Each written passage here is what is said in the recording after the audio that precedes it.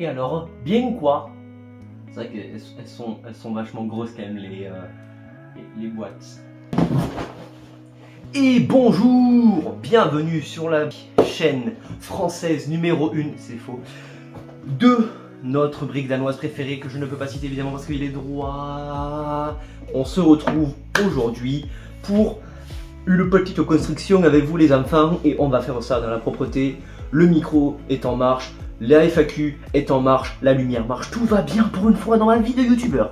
Bref, je vais vous présenter déjà les deux petites boîtes et je vais vous faire passer des petits trucs. Donc déjà, on a The Final Battle of Spider-Man. Donc le set exactement 76 261 qui... Qu'est-ce qu'il est beau. Juste, je veux pas donner de contre-argument, hein, mais il y a un truc qui s'appelle ça là. Je suis pas sûr, hein, mais... Bref, voilà. Donc du Spider-Man, du Spider-Man, du Spider-Man, du Spider-Man et encore du Spider-Man pour me régaler, pour mon plus grand plaisir et mon plus grand bonheur. Et évidemment, voilà, on va construire ça tous ensemble, sauf que du coup, 2024 va être une année où je vais faire les choses correctement, voilà. Donc j'ai pris le petit Spider-Man Final Battle avec Sandman, donc l'homme sable pour les francophones qui n'aiment pas l'anglais. Voilà, donc avec la figurine du lézard en sup et le gros Sandman qu'on pourra mettre sur la Statue de Liberté. Je suis très impatient de la faire. Et on va tout simplement commencer la première boîte. Bon alors, comme un col lourd cette petite merveille. Mon cutter, ah mon cutter, mon cutter. Mes souliers, mon vélo. Je l'ai. Alors... Ah, déjà je vois un truc, ça me plaît pas du tout. Je vais changer les bras d'Octopus très rapidement. Parce que là c'est un peu de la fainéantise là. Hein? Quand même. La marque concernée, vous saurez de quoi je parlais, voilà.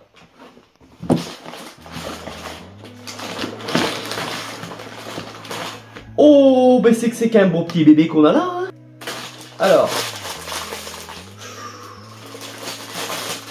Ah non, c'est un sachet 6, la blague. Qu'est-ce qu'on a là?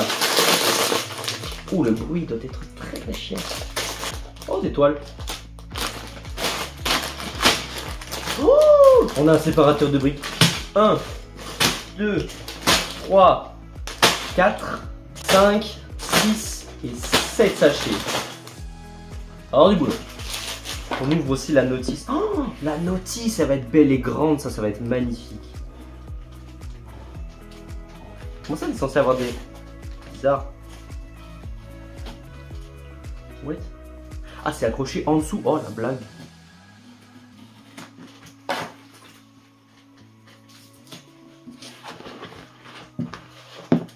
Oh, c'est un livret. Pas mal. Du coup, j'espère que ce sera dans le champ. J'espère que ce sera dans le champ. On va donc commencer avec el café numéro 1.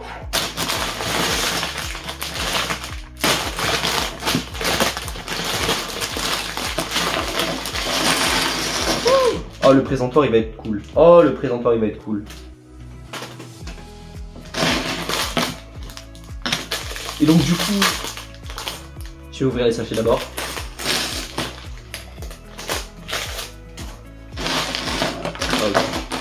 Et donc, en même temps, je vous avais demandé de poser des petites questions à droite à gauche sur l'univers de Spider-Man. Et je vais y répondre environ toutes les... Je dirais... Il y a combien d'étapes? Reste là, toi. Il y a 190 étapes. Étant donné que j'ai 6-7 questions quand même, c'était pas mal, hein, c'était pas mal. Je vais, ouais, toutes les 20 étapes, je vais 20-50 étapes. Non. Ou même quand j'ai envie de poser des questions, voilà, je prendrai mon téléphone qui est juste là, il est hors champ. Mais je suis extrêmement bien organisé aujourd'hui, mesdames et messieurs. Non. Alors, hop. Et du coup, je regarderai mes questions dans l'ordre et je les ferai défiler pour votre bonheur, évidemment. Alors, du coup, on va commencer par le début, c'est-à-dire l'étape 1. Allez, c'est parti. Donc déjà, on va... Oh, le bouffon vert. Ah, il a... Oh, ouais... Cheveux très cool, le visage très cool. Je pense que les figurines, je vais prendre mon pied. Hein. Ah, je vous le dis de suite. Hein. Un séparateur de briques.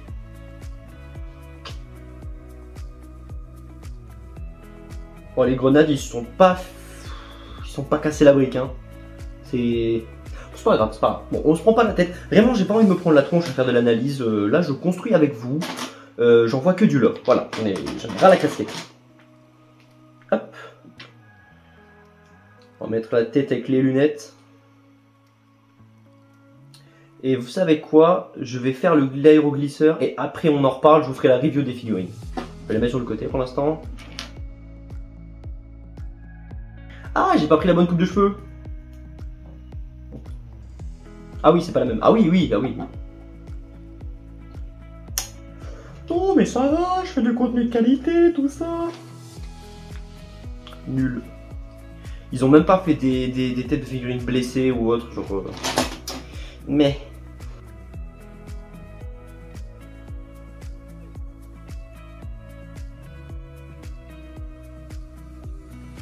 Et ça y est pas encore derrière, mais ça ira sur les étagères que je vais installer ça ira sur les étagères que je vais faire incessamment sous peu.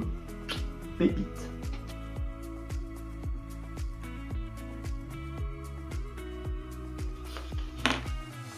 J'apprends de mes erreurs, les enfants. On m'a déjà dit dans mes vlogs YouTube et dans ma dernière vidéo aussi que je ne montrais pas assez les Lego. Voilà. Parce que j'avais mal cadré, c'était une histoire de cadre. Donc là, ça devrait aller, ça ira même très bien, je pense. Ouh, c'est une nouvelle pièce. Je me perds déjà, c'est affolant. Alors, du coup, vas-y, première étape, hop. On fait la toile, on respecte le credo parce que j'ai pas 10 000 ans non plus.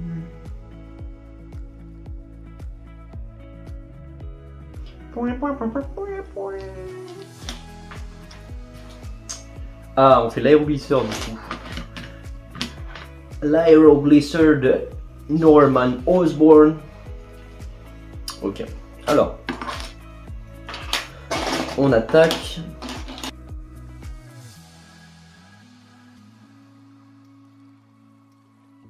Pour commencer, Spider-Man, pour vous expliquer un peu le truc, c'est vraiment le super-héros en fait, même pas de ma génération, parce que c'était la génération de nos grands-parents si je puis dire, mais moi j'ai été totalement matrix par Spider-Man, et je ne peux pas le nier, c'est avec la sortie donc, du The Amazing Spider-Man 2012, The Amazing Spider-Man.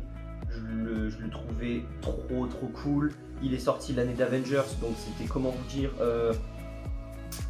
j'étais comme un fou, voilà, comme un fou, et bah en fait j'ai vachement accroché avec le personnage quoi. Attends, ils sont où les autocollants?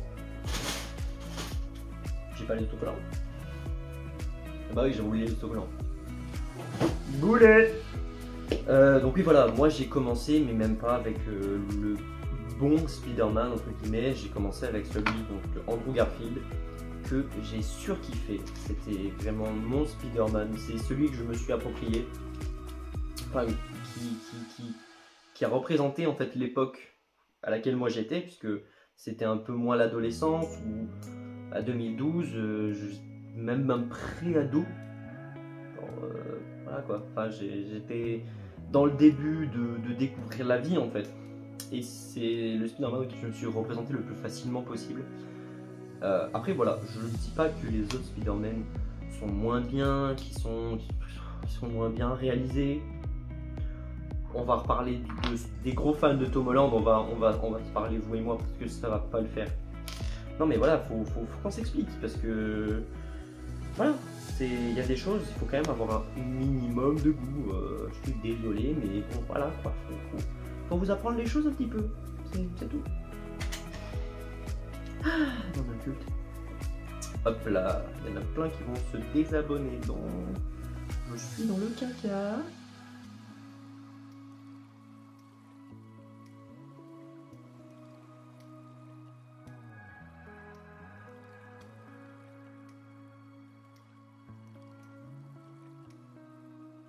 Et je respecte ce que me dit toujours ma copine, tu prends le temps parce que sinon tu vas encore louper des étapes et tu vas faire de la merde. Et oui, je suis totalement d'accord. Je fais parfois de la merde.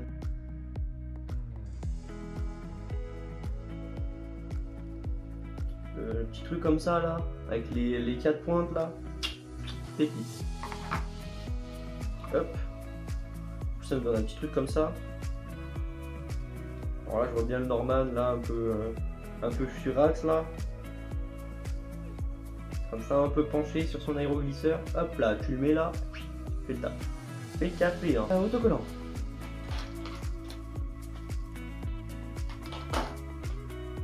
Ah, il me manque encore un outil. Ma pince, ma pince, ma pince. Voilà, donc ça vraiment, une pince à épiler, starter pack du collage d'autocollants. Si vous détestez faire des autocollants, la pince à épiler, incroyable. J'ai toujours détesté faire les autocollants et depuis que j'ai la pince, c'est devenu un pur bonheur. En plus, ça va tout seul, je vous le dis, genre, vous avez la précision, vous y voyez quelque chose parce que vous avez de l'espace. C'est tellement pratique.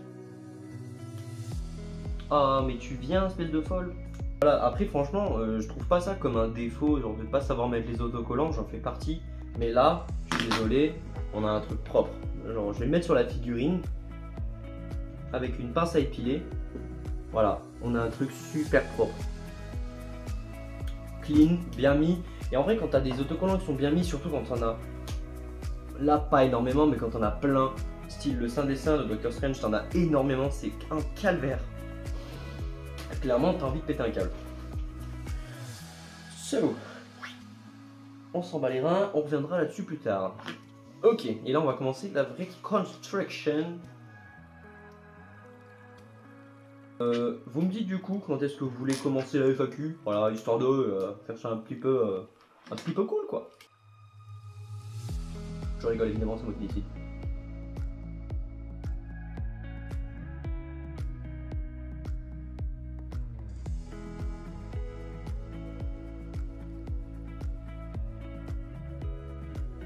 Alors, du coup ça m'a été proposé hors question, mais je vais vous le donner. Vous allez me détester hein, parce que c'est pas forcément un avis qui est super bien apprécié, mais du coup c'est mon classement des différents Spider-Man au fil de l'histoire ou même dans mes films d'animation. Du coup moi en top 1 je mettrai du coup le Spider-Man d'Andrew Garfield qui le mérite très clairement, voilà, je le mets en top 1 parce que c'est l'amour de ma vie ce mec, je le kiffe, voilà, son acting il est bien, le film il est cool, on a une autre saveur en fait du film de Spider-Man parce que, ok il fait des blagues, ok il a un côté un peu torturé tu vois, c'est bien, mais là, les films The Amazing Spider-Man, il y a un vrai côté drame, genre autour de l'histoire de la disparition de ses parents. Et ça, je trouve ça tout bonnement kiffant en fait. En top 2, je mets Miles dans tous les univers confondus. Parce qu'on a une histoire qui est aussi très profonde, on a un univers qui est très vaste, donc l'univers Ultimate que je vous invite très fortement à aller voir en comics, en tout ce que vous voulez, que ce soit en film, en dessin animé. Voilà, l'univers Ultimate de base en fait a été réadapté, mais c'est un univers beaucoup plus sombre. Tout ce qu'ils ne pouvaient pas faire dans l'univers principal, donc la Terre principale, la Terre 616 dans les comics, ils se sont éclatés à faire des trucs de zinzin sur la Terre Ultimate. Et franchement, c'était trop bien. C'est pour ça même qu'on a eu droit à Civil War 2, qui se passe donc sur la Terre Ultimate. On a un Captain America qui n'est pas le même, on a un Iron Man qui n'a pas le même vécu, des personnages qui n'ont pas le même vécu, et ça rend ça encore plus intéressant. Voilà.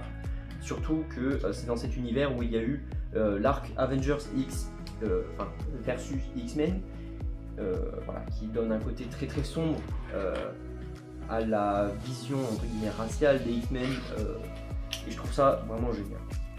Voilà, donc pour l'univers, Miles arrive en second. En troisième, je mettrai du coup Tobey Maguire parce que ça reste le premier Spider-Man, ça reste l'univers qui a fait lancer en fait la carrière des super-héros et qui a permis à donner l'espoir aux gens de se dire on pourrait faire un Iron Man en fait. Et un jour, on mettra un méchant avec des centaines de héros qu'on aura adaptés qui viendront lui péter la gueule et qui vont récupérer un truc super pété. Oh, ça va être génial. Voilà, ça a lancé la vibe comme ça et c'est, voilà, l'honneur lui revient d'avoir lancé le genre super ironique. Chapeau bas. Et en dernier, celui de Tom Holland. Je suis désolé, mais on peut pas partir du fait que c'est un bon personnage. Je suis désolé, mais c'est un assisté ce gosse, c'est un assisté. Le mec ne peut pas vivre sans quelqu'un autour de lui. Ok, c'est un ado, mais bon, au bout d'un moment, il n'a jamais eu la vibe de Spider-Man avant le 3e film. Et ça, c'est honteux. C'est honteux. C'est le seul film où dans le premier, il n'y a eu aucune scène de gros balancement. Non. Voilà. Donc, il n'y avait pas la vibe Spider-Man. Il n'y avait pas des immeubles avec des beaux balancements et tout. Il n'y avait pas des scènes un peu fluides.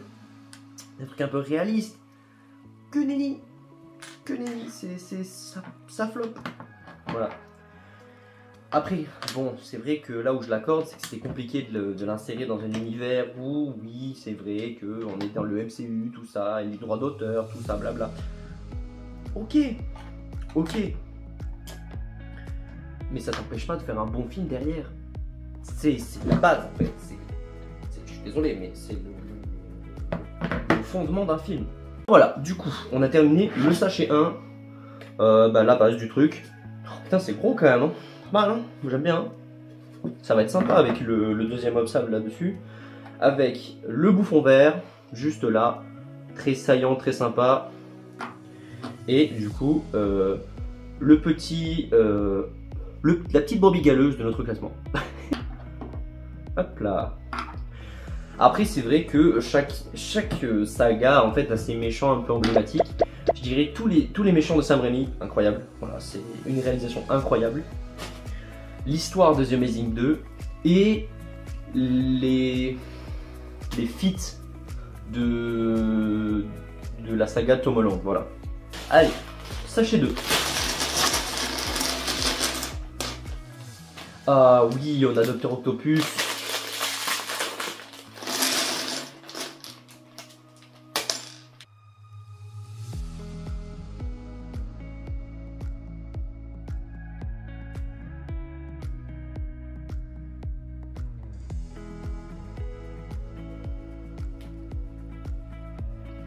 En vrai, il garde son flow. Moi je dis ça va, en vrai, ça passe. Ça fait pas des bras aussi longs, et en même temps ça ajoute de la matière. Oui, bon. Je vous le concède, ça va. Pour le flow qu'avait le Octopus dans les vieux films, ça va. Ok. Ensuite, on commence avec la base de sable autour.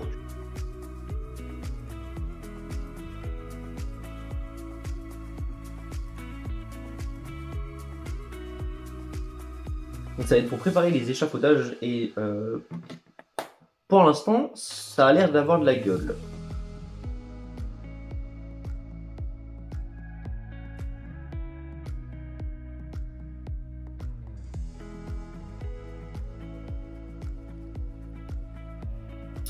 Ok. Donc là on met les grosses bases de sable. Oh merci. Oh yes. Oh, la souffrance des constructeurs Lego pendant des années. Mes ongles, ça rappelle encore. Dans un univers alternatif où le séparateur n'existe pas.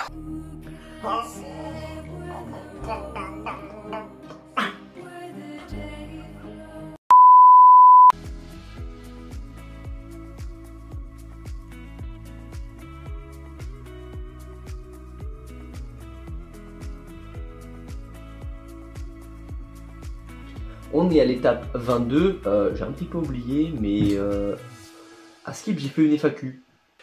Qu'est-ce que tu conseilles à quelqu'un qui veut découvrir les débuts de Spider-Man en comics? Alors, très bonne question. Comment l'expliquer? Déjà, Spider-Man est un personnage qui a été créé il y a très longtemps, dans les années 60, si je ne me trompe pas. Prendre ses débuts en comics, le Fantasy XV, donc le premier comics de Spider-Man, donc sa première apparition dans l'univers Marvel, et crois-moi, 1000 balles de comics. C'est petits oignons, hein. Mais voilà, on peut pas dire que y a beaucoup de comics qui prônent le début de Spider-Man. Tout bonnement parce qu'en fait il a plein d'histoires alternatives, on a des reboots, on a tout un tas d'histoires parallèles. On peut pas commencer par le début avec un univers qui s'est implanté pendant des dizaines d'années. J'ai pas les débuts, mais je peux te conseiller quelques trucs pour te mettre dans le bain. Déjà, j'ai le tome, donc le vieux tome Spider-Man Vocation, où on a un Spider-Man qui est adulte, qui est professeur de chimie. C'est un épisode où on voit en fait qu'il cherche un peu sa place. Il se demande s'il est seul ou pas. Et voilà, on a une remise en question du héros, à savoir comment il peut agir, qu'est-ce qu'il peut faire, qu'est-ce qu'il aurait dû changer pour devenir quelqu'un de bien.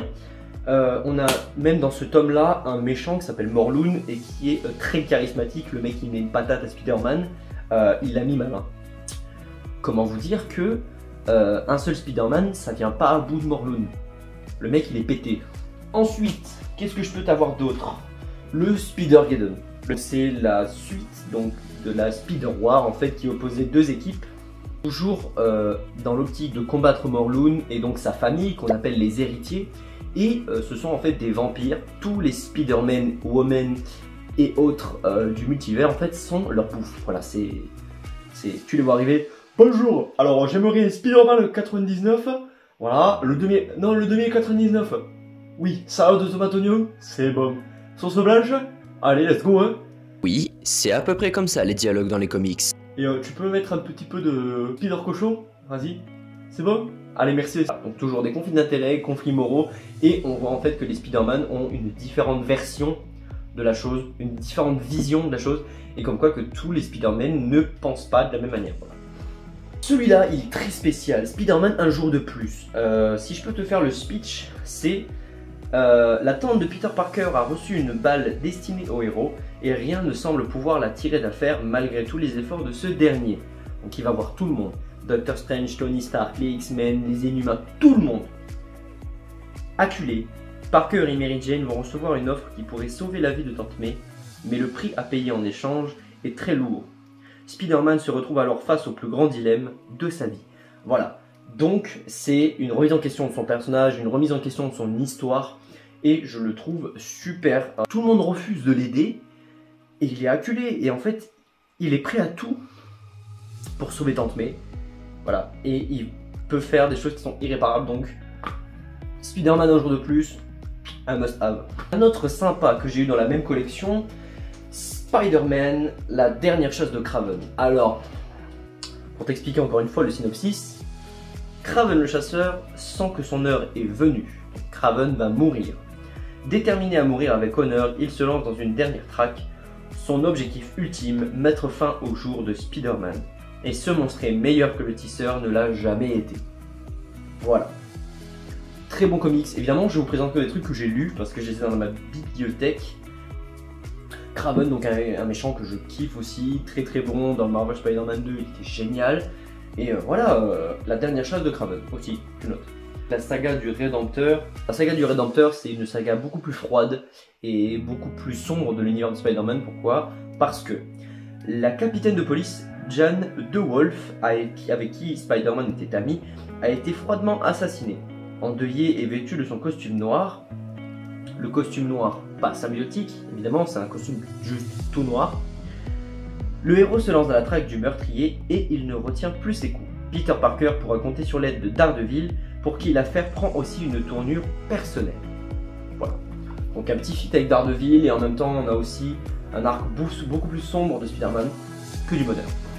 Donc pour ma liste c'était ça. Après il y a beaucoup plus de comics donc qui sont plus anciens. Voilà, tellement d'arcs différents, tellement de comics différents, je peux pas en conseiller un ou deux pour commencer son aventure. On peut pas commencer à une même base pour voilà. C'est l'histoire du Spider-Man en fait que tu connais, c'est celle qu'il y a dans les films, et à la base c'est exactement pareil. Voilà.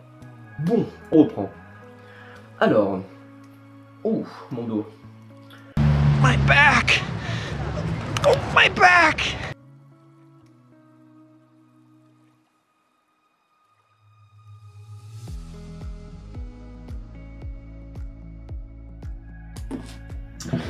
Et voilà, alors on a du coup tous les petits, donc les premiers tréteaux, donc d'échafaudage. Ça va être cool. Ça va être cool, cool. Et en plus on arrive au sachet 3. Je suis complètement amoureux. Je suis complètement amoureux de cette figurine. Voilà. On peut lui mettre, oh lui aussi il a une tête amovible. Non, en vrai très cool. En vrai elle est très cool, j'adore. On se revoit dans quelques petites secondes quand j'ai fini le sachet. À de suite. Je suis à l'étape 51 et j'ai oublié de continuer la FAQ. Donc je vais prendre le temps de répondre à la deuxième question. Quel est ton Spider-Man préféré dans le multivers? Tu sais qu'il y en a beaucoup de Spider-Man. Il y en a énormément. Alors, je dirais hors film, je dirais full comics. Mon Spider-Man préféré c'est le 2099. Je le trouve trop cool. Il y a une histoire qui sort de la norme par rapport aux autres Spider-Man. Une histoire tout aussi sombre, tout aussi bien travaillée. Il est dans un univers qui est totalement différent. C'est Nueva York, c'est pas New York. Voilà. Et en plus il pète le flow. Alors je suis en train de construire le set. Imaginez-vous moi qui m'ambiance tout seul dans le silence complet, mais avec juste cette musique dans la tête. Voilà, ça vous met la couleur en vrai? C'est pour vous dire la différence qu'il y a entre moi, ce qui se passe dans mon crâne et ce qui se passe autour de moi, c'est totalement différent. Le résumé de ma vie en fait.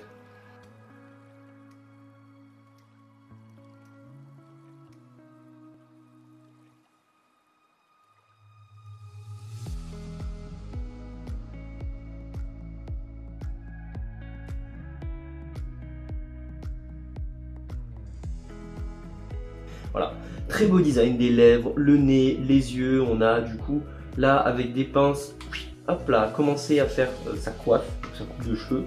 Très stylé. Hop. Bon, on a pas mal de petits accessoires encore. On va mettre sur le côté. Mais sachet 3. Je suis trop content d'avoir ce set, c'est tout. Je suis vraiment trop heureux. C'est insolent. Voilà, c'est tout ce que j'ai à dire, c'est insolent. Un pur bonheur, je ne sais même pas quelle heure il est, c'est un pur bonheur. Étape 76, je vais répondre à une autre question. Que voilà, vous me l'avez demandé. Je vais répondre à une autre petite question de l'amour. Est-ce que Gwen et Miles peuvent finir ensemble? Donc je suppose que tu parles du film, donc Across the Spider-Verse.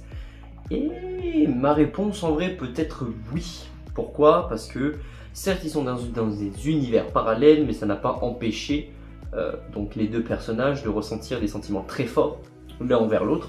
Et en même temps on a ce petit côté, ils sont très loin, donc un amour peut-être un amour très puissant, mais avoir quelqu'un qui est aussi loin dans l'univers, ils sont même pas dans le même univers, c'est oui, mais on ferait une thérapie de couple après, hein.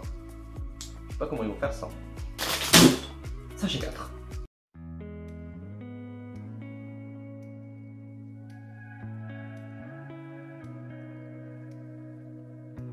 Franchement, ils sont là ils se sont bien cassés les pieds quand même pour le faire ce set. Chapeau bas. Hein.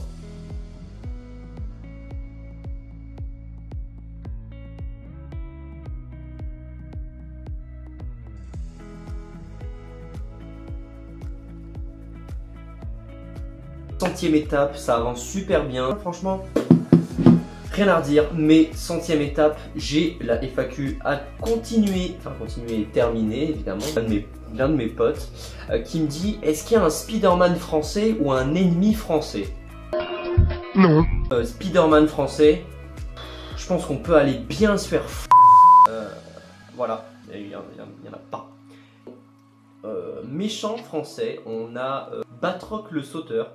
Méchant, on va dire très secondaire de l'univers de Spider-Man, à un tel point qu'on l'a vu très peu dans Spider-Man. Il a été utilisé dans la version Ultimate, donc juste là. Oh mon dieu, tellement de charisme! On a eu une adaptation live dans Faucon le soldat de l'hiver, si je ne me trompe pas, juste là. Et là ils ont fait une version qui n'est pas française mais québécoise.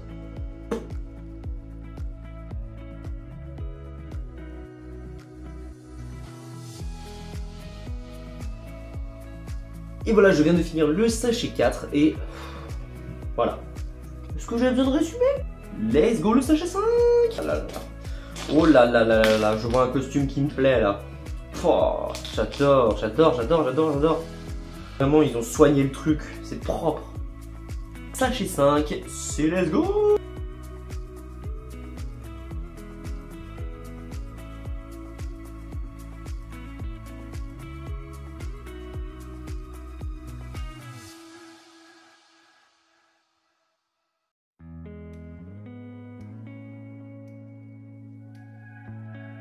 Bon, alors, j'ai fini le sachet 5. Là, on est arrivé, on a fini, on a fait les petites couetounes de Madame la Liberté. On a commencé la base de sa tête et sa couronne. Et dire qu'on va rajouter l'homme sable encore par-dessus, c'est incroyablement satisfaisant ce qu'on va faire. Moi je vous dis, sachet 6, allez, let's go!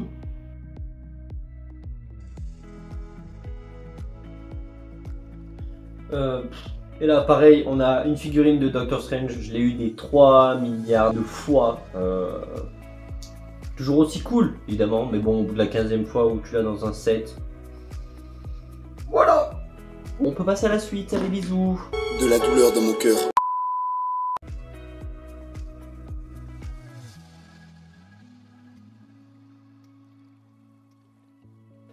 Alors, et voilà, donc le sachet 6 est fini, mais ça donne ça à la fin avec 2 petits générateurs. La couronne super bien faite, bon, peut-être qu'il y a des pièces qui sont un peu trop apparentes. Des autocollants que j'ai mis, mais j'ai pas vraiment galéré à les mettre, sauf les petits, je dirais, sur la couronne.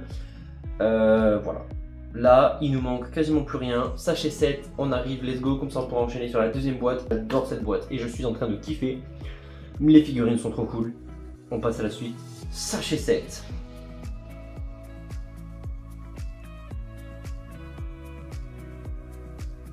Avant de commencer ce sachet 7, on va directement passer au... il me semble la dernière.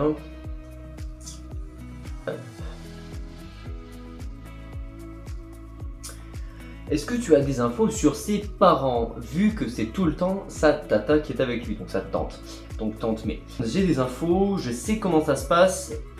Dans certains univers, on peut dire que les parents de Peter Parker, ce sont des espions. Pas plus loin, ce sont des membres des services secrets. Et ils sont morts dans une opération spéciale en Algérie, où ils se sont crashés dans un avion. Caput. Des chercheurs qui ont eu un malentendu, que ce soit avec Oscorp, la Roxxon, etc. Le plus souvent c'est Oscorp, et qui du coup a entraîné un démêlé et un accident tragique d'avion, voire même avec les parents d'Eddie Brock. Dans certains épisodes, je vous laisse... voilà. Eddie Brock et Peter sont frères de cœur. Chose qui rend ça encore plus glauque quand le mec devient Venom et qui dit nous sommes Venom, soit la mère de tous les symbiotes. Dans un univers où les jeux Activision étaient encore cool. Bon ok, c'était les éditeurs, vous allez pas commencer à chipoter, ça va. Je ne me rappelle pas t'avoir invité, Parker. L'adoption, tu connais, Parker. Après tout, tu es un peu leur maman à tous. Dans les films plutôt, oui, ce sont des chercheurs et scientifiques morts dans un accident d'avion, comme l'a très bien montré The Amazing Spider-Man 2.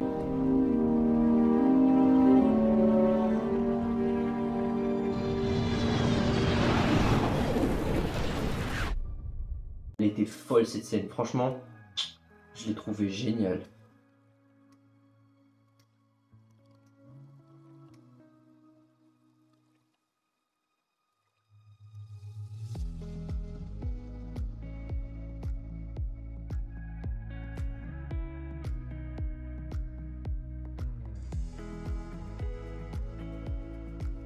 Et voilà ce que ça donne. Alors, waouh, c'est...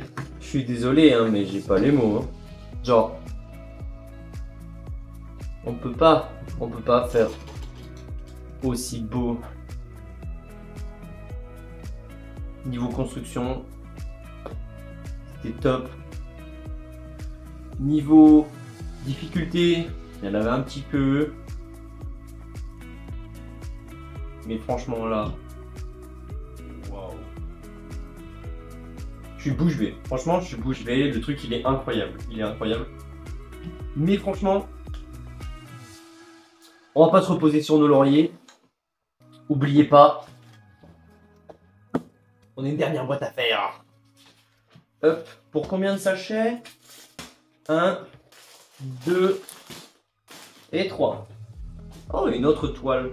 Cool. Et rigide en plus.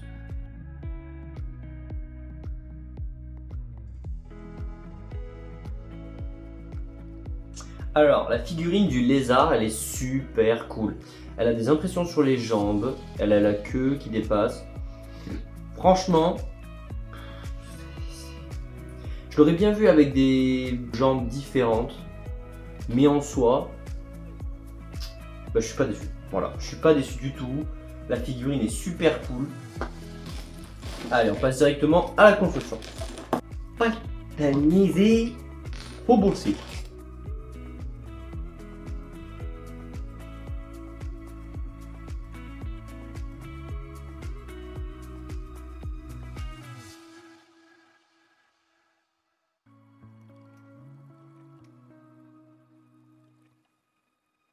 Et voilà le beau bestiau que du coup on va s'empresser de connecter.